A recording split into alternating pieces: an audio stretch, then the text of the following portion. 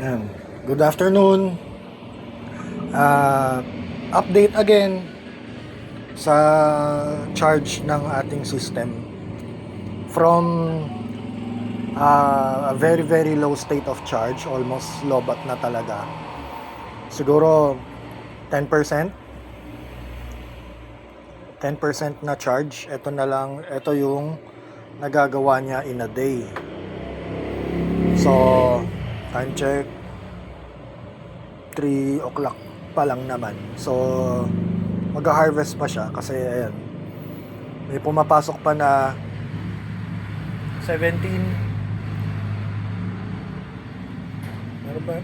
3.5 pa lang siya eh. So, hindi pa siya nagfo 14.6. 3.5 pa lang. Kaya, marami pa. Mahaba-haba pa yan. Pero kasi, pahapon na. So, 3 o'clock something na. 17 amperes. Matatagalan na to na mapuno. Hindi katulad kanina na pumapalo siya ng 50 or 47 amperes. Kung titignan ko yung graph na ginawa niya today,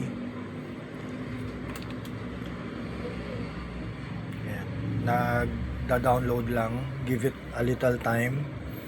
Matagal to minsan mag synchronize eh. Ayan. Naglo-load na siya.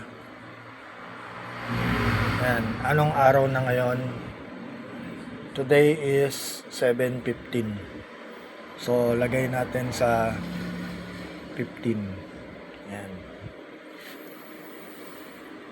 Yan yung rate ko.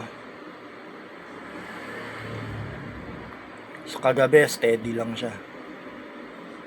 Nag-start siya mag-charge. Ayan, kita naman kung saan siya umakyat. Dito na banda. Mga 10 o'clock na.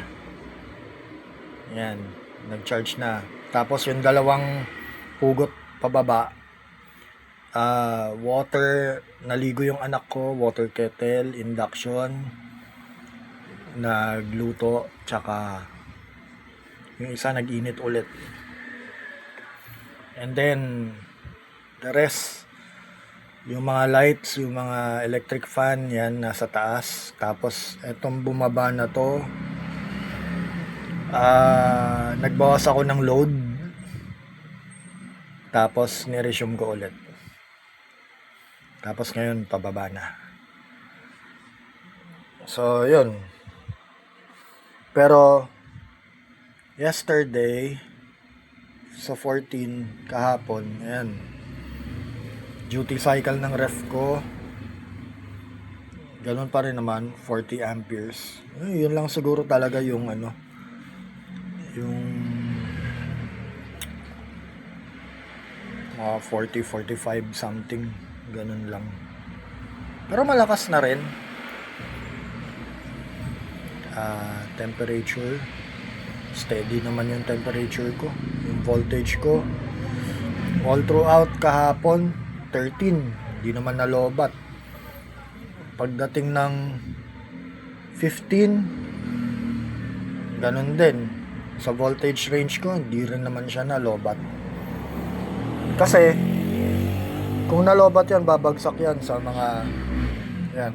Kung nalobat yan, babagsak yan sa mga 11 or 12 range. Pero hindi naman, steady naman siya.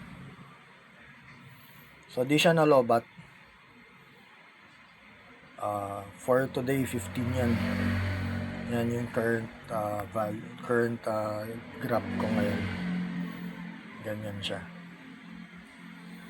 Hanggang mamaya pa yan. Hanggang 12 o'clock.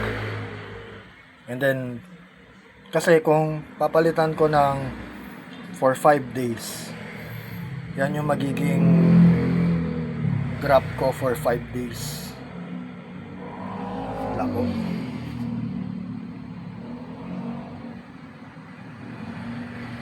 Ayan.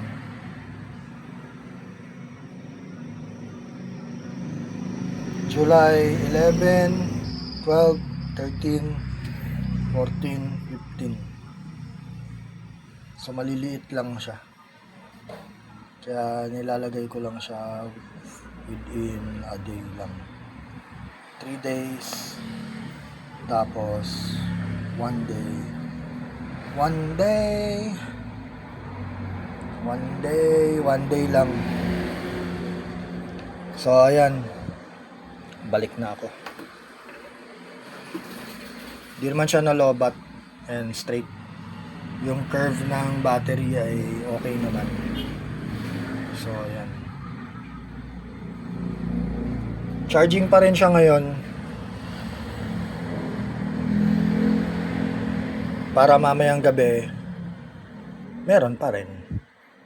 So, ang buhay ng off-grid ay power management lang. Katulad nung sinabi ni Solar Miner na you have to manage your power. Kundi, lobat. Ganun talaga. So, ayan. Share lang. System voltage ng system ko 12 volts.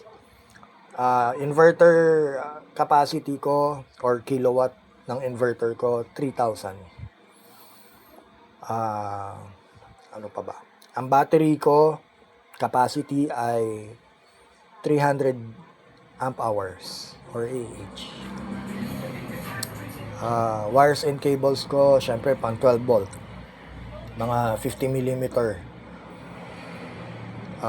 Charge controller ko or MPPT ko PowerMR M100 Pro 100 ampere charge controller ko yun.